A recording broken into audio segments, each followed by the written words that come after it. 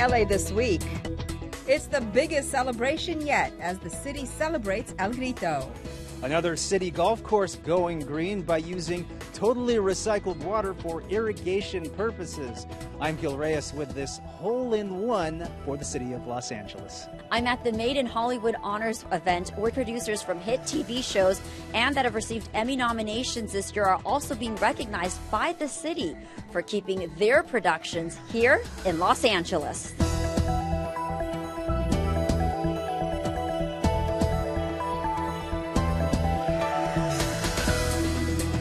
Hey everyone, I'm Yana Kay. Here's what's happening on LA this week. One of President Trump's harshest critics headlined an event that was all about women. As Gil Reyes reports, Congresswoman Maxine Waters defended herself against Trump's insults regarding her intelligence. Many of these Democrat politicians who are really disciples of a very low IQ person, Maxine Waters. As the war of words between President Trump and Congresswoman Maxine Waters plays out on the nightly news, Waters defends herself again, this time where it all began for her politically at LA City Hall. People ask me all the time, aren't you somewhat angry about the fact that he talks about you, he calls you names, he says you are a low IQ? But what people have to understand, nothing he does phases me. Waters clearing the air on Women's Equality Day, an event hosted by LA City Council member Nury Martinez. There was also a cake in honor of the Congresswoman's 80th birthday. Auntie Maxine, as supporters affectionately call her, began her political career in 1973 as chief deputy for then LA City Councilman David Cunningham. She went on to become the longest-serving black woman in the House of Representatives and is one of the president's fiercest critics. Reasons include his alleged mistreatment of women and immigration policies separating families at the border earlier this year. Waters wants Trump impeached, his team called out. And if you see anybody from that cabinet in a restaurant, in a department store, at a gasoline station, you get out and you create a crowd. And you push back on them. And you tell them they're not welcome. I did not say attack anybody. I was protesting the way the Constitution allows us to do. We do it in different ways, but we're guaranteed the right of protest by the Constitution of the United States of America. In many ways, this administration has referred and treated women, the way it's treated women and the way it's commented about women has been incredibly shocking to a lot of us. The South LA Congresswoman adds, if you don't like the current state of U.S. politics, then vote for new blood. That you get people of color and people from different backgrounds and women into these legislative bodies, we can change it. Democrats hope upcoming midterm elections on November 6th will tilt Congress in their favor. Turning now to Mexican Independence Day in Los Angeles, and it's never been this big. The city's Latino leaders helped ring in what may be their greatest El Grito yet, with thousands in attendance. ¡Viva México!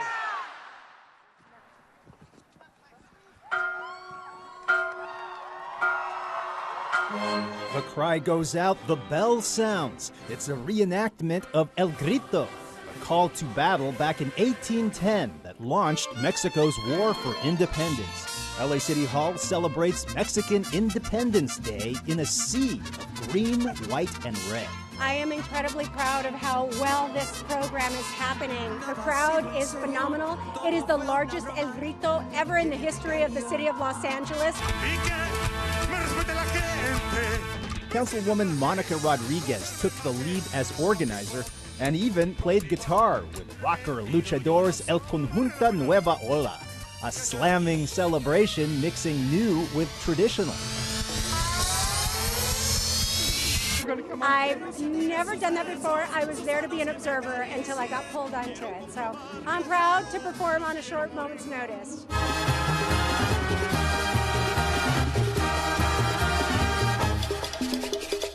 I grew up in Mexico. I was born here in the States, and I'm a proud American. But my parents' heritage is so important to me. They're from the state of Zacatecas, so I grew up going back to Mexico and eating the food and dancing to Mexican music. So to me, I can't help but to think all the sacrifices that so many immigrant families have made through centuries of coming to this country for a better life. So what brought you out tonight? You like to party? Yeah. Also performing Salinamas, a Selena Quintanilla Perez tribute band. Like the late, great Selena, more than 40% of LA City residents are of Mexican heritage. In fact, my grandfather helped build this beautiful building we call City Hall, and he went back to Mexico, and I was born in Mexico. So Mexicans really have a binational, bicultural experience with the city of Los Angeles, and by continuing with this celebration, we celebrate our heritage. Una piedra en el camino me enseñó que mi destino. LAPD officer and, yes, mariachi singer Chris Reza also wowed the crowd, performing with Mariachi Arcoíris de Los Angeles. They're the first LGBTQ mariachi band in the world. LA City leaders call on citizens to support the immigrant community and all disenfranchised people during this divisive time in our nation. To remain optimistic, to be forceful in our assertion of our rights as citizens of this country, but also to protect those who come here with hopes and aspirations to be the next generation of Americans. Legendary Mexican performers Los Tucanos capped off the night's festivities. Over in Hollywood, it may not be the Emmys or the Oscars, but this local recognition of Emmy-nominated shows shot in LA highlights the importance of keeping productions in Hollywood. Rasha Goel has more. We make a show about a family. Jess Rosenthal, producer of the hit TV series This Is Us, is among those being recognized at the Made in Hollywood Honors. It's a special recognition given to those productions that are filming here in Los Angeles. We have the talent, the production, the infrastructure, the locations, and can I just remind everyone of the weather? Made in Hollywood Honors was started in 2011 to raise awareness about productions being filmed and kept in California and Hollywood. And at this event, legendary actresses Renee Taylor and Diane Ladd helped celebrate producers from this year's 25 Emmy-nominated shows. HBO currently has 5 shows they were recognized for. For Barry, Curb Your Enthusiasm, Silicon Valley, Westworld, and The Tale. We just want to thank Hollywood, all of California, for continued support of the industry. We have AB 1839, which was approved in 2014, went into effect the next year in 2015. So we're essentially in year 3 of that, and we're about to adopt 2.0. And what that does is it gives us up to $400 million in tax incentives that we didn't have before, so that can be part of the financing package of a television show or a feature film. And a lot of television shows have come back or have chosen to film here as a result. When we talk about keeping productions in Los Angeles, it's not just about the tax incentive and money, but it's also about helping those who work in the industry find a balance between life and work. For my members, it's meant that producers who once had to relocate for weeks or months, and in several cases years at a time, can now occasionally drive their kids to school in the morning or enjoy a meal with their families at the end of the day. The simple things that many people outside of the production community take for granted. Councilman Mitch O'Farrell says there has been an increase in studio productions since last year, and currently more sound stages are being constructed in LA. With productions coming back to California, more than 18,000 cast members, 29,000 crew members, and more than 400,000 background actors have been employed. Another city golf course goes green by changing the way it waters the lawn. Here's more on how you too can score a hole-in-one by saving water and money at the same time. There we go. 1, 2, 3, and drop it. The installation of new pipe signifies a game changer at Griffith Park's Roosevelt Golf Course. Recycled water will be used for irrigation here. It's now par for the course at 8 city-owned golf courses. This recycle project means beautiful golf courses, without tapping into our reservoirs. Recycled water for irrigation helps save the city 730 million gallons of potable or drinkable water a year. The DWP says that's enough precious water to supply 6,700 homes. Now, all these improvements are expected to go a long way in California's seemingly endless drought. Though the governor officially lifted it last year, state officials now say most of the state is experiencing either moderate drought or abnormally dry conditions. LA City Parks have changed their game plan to conserve. Synthetic soccer fields around the city. We have nearly 50 of those around the city, which save a lot of water and also increase access to the kids and families that are using those parks. And then turf reduction is another one where we've taken out turf where we don't really need it. You can also conserve at home by replacing that old washing machine with an energy-efficient model. The city offers rebates. We just increased the rebate from $300 to $400. So it's meant to help encourage folks to replace old washing machines, to get a new fixture in your house. And that's one of a number of ways that you can do your part. Because if you're going to play to win by saving water and money at the same time. For more tips, visit ladwp.com. The Armenian community is taking matters into their own hands by learning how they can be better prepared to help themselves and their neighbors in case of a major disaster. Karina Kashishin is among the residents in Tahanga that's learning about CERT, also known as Community Emergency Response Team. CERT is a community preparedness program that is overseen, this program through FEMA, that allows local communities to be able to take basic response training to be able to be prepared for any kind of disaster they may be facing in their community. With over 200 languages spoken in Los Angeles County, officials say it's important to make sure members of all communities are prepared in case of an emergency. At this event, Armenian residents learned about how they could participate in this program. Today we're kicking off the CERT training program that I had translated into Armenian. It's so important for us not to have a language barrier in emergency preparedness because emergencies know no cultural or language boundaries. And it's really incumbent upon all of us to be better prepared in the event of a major catastrophe in the city of Los Angeles. We would like to see all of our participants here today learn what it would take to become a certified first responder and assist with the efforts.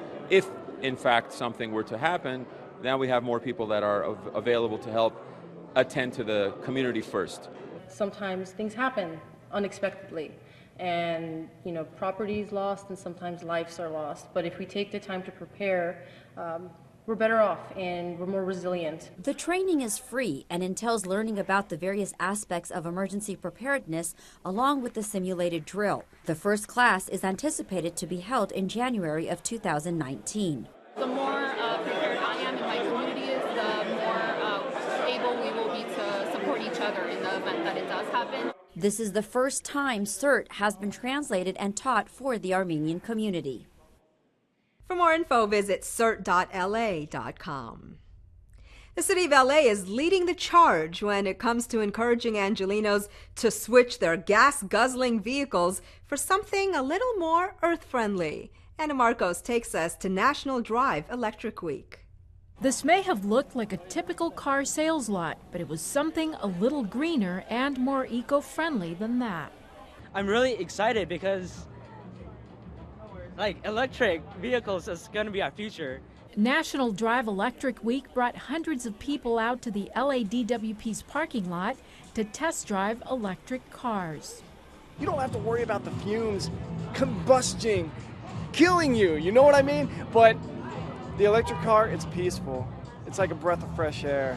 This is an opportunity for our customers and the community to come out and see electric vehicles, drive the vehicles, get to experience the technology. By the way, if you liked one, you could buy it or lease it. And look at the choices, from James Bond to this golf cart-sized ride. So what did people think after their test drive? The acceleration is smoother in an electric vehicle. That's one of the main things I noticed. They look cool. I thought it was great. I thought it was way better than a regular car. The electric vehicle is more fun, mostly because it has instant response. It saves you a lot of money than regular gas, especially rising gas prices. cons are you have to, like, if you're planning a trip or something like that, you just have to be aware of, you know, you kind of have to, even every day, you kind of have to keep in mind how much electric charge you have and stuff. To sweeten the deal, LADWP was offering plenty of rebates. There were rebates for buying or leasing used electric vehicles, rebates for installing a charging station at your home, and more. It's a priority for us to be able to clean our air and fight climate change and get people into cleaner, cooler cars. We have solar panels on our roof, so when we charge our car, we're charging with totally renewable green energy. Well, most of us aren't quite there yet, but city leaders hope more people start thinking of a greener, more renewable energy future when they are due for their next car trade-in. And here's another reason to go green. Some of those electric vehicle rebates put hundreds of dollars back in your pocket. Well, he's one of the most outspoken members of the LA City Council. Representing District 13, Councilmember Mitch O'Farrell has a deep connection to his district, not only when he's at work, but also when he's off the clock. On our latest episode of Council Off the Clock, we find out what makes the council member tick.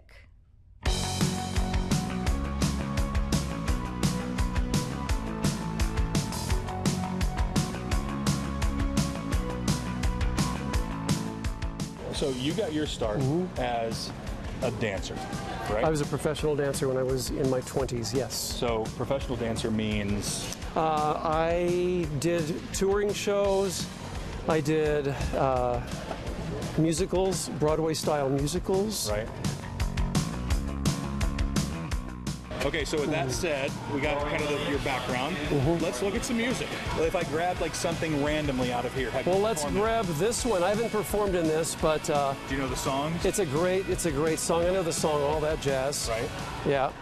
Come on, babe, we're gonna paint the town.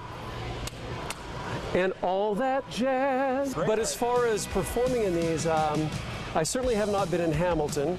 Here we go. I have been in Oklahoma. You have? I certainly have. The one show I've seen on Broadway. Yes, I did Oklahoma. Andrea Martin as the aunt. Wow. On Broadway. That's really cool. Oklahoma. That's great. So you come out here and something has to change or switch in you to make you say, okay, I want to be a politician. There was a transition from I am tired of struggling in the arts, I'm struggling to make a living at times, to I want to do something meaningful. How can I make improvements in the communities I represent?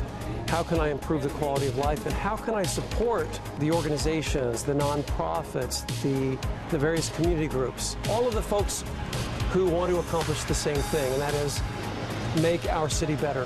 I know how much this place means to you. Can you talk a little bit about what it means to Hollywood and why you want to keep it around? Amoeba is a brand that everyone supports and doesn't want to see go away. Right. So when this proposal came my way to close Amoeba and put a development here, that was not what Amoeba ever wanted. It's also a small business that employs dozens and dozens of people. Absolutely. And so it's a driver of the local economy, and it provides jobs for people who live nearby. Well, and that's exactly the kind of thing that I like.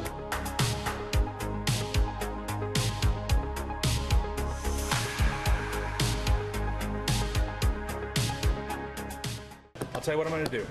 So I know you got to get out of here, you're going to run, but the last thing I'm going to do before we go is I'm going to buy you some Johnny Cash. I'm going to do it right now. No kidding. I'm going to buy you some Johnny Cash right now.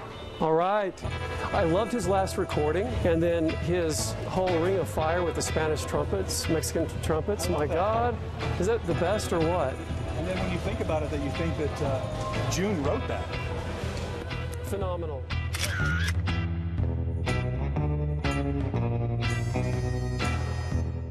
Movie nights over the summer months are a big hit in Councilwoman Monica Rodriguez's district. But you never saw one like this at the Hansen Dam Aquatic Center, where plenty of underwater thrills lurked. The waters looked calm and peaceful enough. But then, so did the waters at Amity Island until they weren't.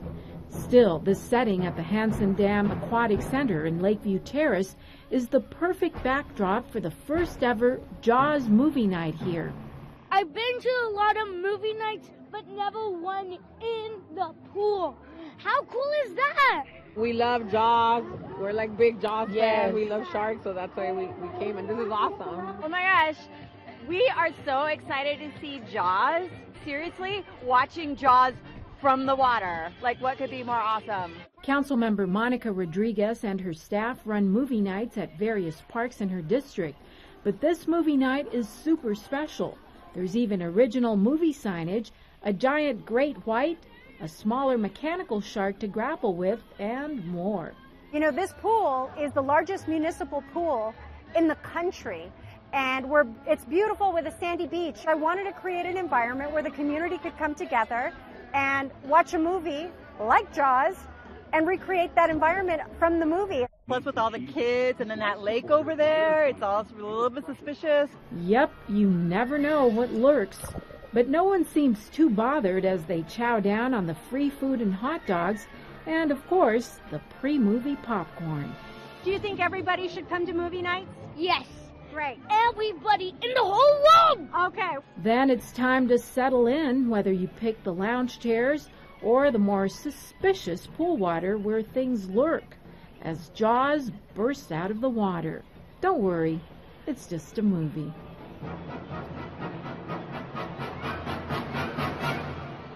Councilwoman Rodriguez held 11 movie nights over the summer. The City Council moves forward to ban animal fur in the city. Traffic app Waze hopes to make your drive a bit easier, and a city swim program makes a huge splash. All these stories in City Beat.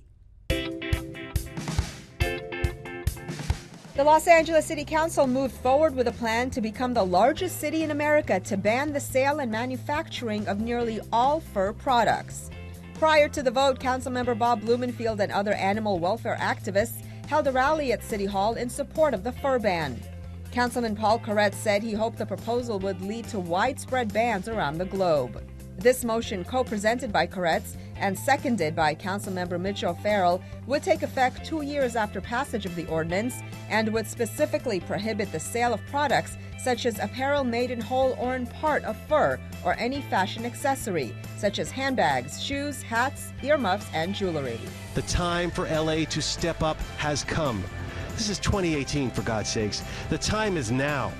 Real-time traffic app Waze and the City of Los Angeles have teamed up to share information and help identify traffic conditions around LA to come up with long-term traffic solutions. Waze officials say there are 3 million active users in LA, which provides a wealth of traffic data across the city. Waze will also use data from the city to help keep users informed about current and upcoming road conditions. I think everyone's striving for efficiency, and I think you can't be efficient without knowing the whole picture.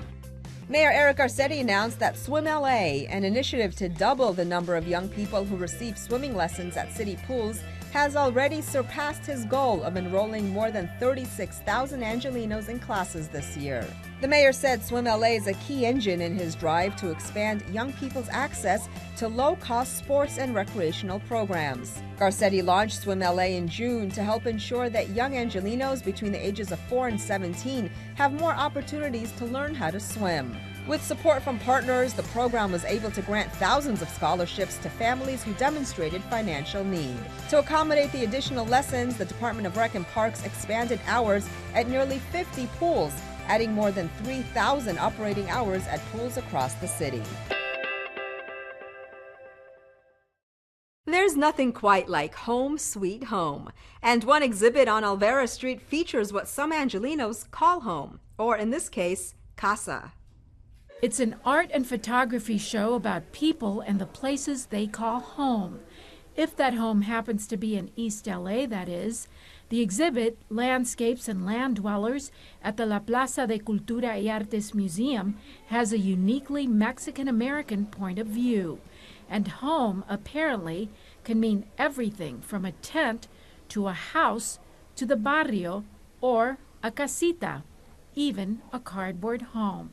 A lot of the photos are photos of my communities that I grew up in, so that's East Los Angeles, Boyle Heights, El Sereno, Highland Park. This exhibition is really important to the city of Los Angeles, we believe, because it really talks about the relationship between LA's people, its land dwellers, and its places, its landscapes. We've already had people come through and say, like, oh, I know that person, like, that's my friend, or that's my backyard. And so to be able to see yourself represented in such a visceral, realistic way on the walls of a museum is incredibly profound. Artist Rafael Cardenas started clicking away in his neighborhood 8 years ago, and he hasn't stopped. Meanwhile, he's taken up videography as well. I kind of made my own road. I started shooting on my own. I'm not a studied artist. I self-taught, and I just grabbed a camera in 2010 and started taking pictures every single day of my life. But the best thing about showing viewers both familiar and unfamiliar places, people, and experiences is just the human reactions the show inspires. I've had people walk up to photos and I wouldn't expect it, and sometimes they just cry. It's happened. The show runs from now to March 25th of next year. And the show is free. For more information, visit lapca.org. Jazz fills the air at a Latin music fest. Make sure you're ready if an emergency happens. And it's a party in downtown LA, but you'll have to bike or walk to get there. All this in this week's Things to Do. It's time again for the 5th annual Latin Jazz and Music Festival, and Sunday's lineup is all women. The annual event includes live music, food trucks, informational and vendor booths, and a beer and wine garden. The special MC is Richard Montoya from Culture Clash. The fest takes place at Sycamore Grove Park on Saturday, September 29th and Sunday, September 30th. Councilman Mitch Englander is proud to support the annual Valley Disaster Preparedness Fair. This is a free, fun event appropriate for all ages, where you can learn the steps to take so you can have the peace of mind that you are prepared in the event of the unexpected. All exhibits, demonstrations, displays, speakers, special events are free, as is parking, admissions, lunch, and family emergency preparedness starter kits. Keep in mind, luncheon kits are only available to attending families that have registered beforehand while supplies last. So sign up today so you can be guaranteed a kit. The fair takes place Saturday, September 29th from 9 a.m. to 1:30 p.m. at Pacific Theater's parking lot, located at 9400 Shirley Avenue in Northridge. For more, visit valleydisasterfair.com. Ciclavia is partnering with the LA Phil and Community Arts Resources and clearing the roadways between Walt Disney Concert Hall and Hollywood, transforming them into an auto-free zone where you can walk, run, skate, scoot, bike, and wander however you like. 6 hubs along the route will feature art, food trucks, screen printing, kid-friendly fun, and dancing, as well as live music from LA's best musicians. Nearly 1,800 musicians, artists, and dancers will come together to perform at the festival's 6 hubs and along the 8-mile route itself. Think of it as an 8-mile free space saved just for you, to do with it what you will. And that's not all. The evening ends with a free concert at the Hollywood Bowl, where Gustavo Dudamel will lead the Los Angeles Phil and welcome very special guests and more to the Bowl stage. This Ciclavia takes place Sunday, September 30th from 9 a.m. to 4 p.m. And that's a look at some things to do. Well, that's going to do it for this edition. I'm Yana Kay, and from all of us here at LA This Week, thanks for joining us. A reminder that you can catch us online at lacityview.org and check out our newest social media videos, LA This Minute. We'll see you back here next week for more of LA This Week.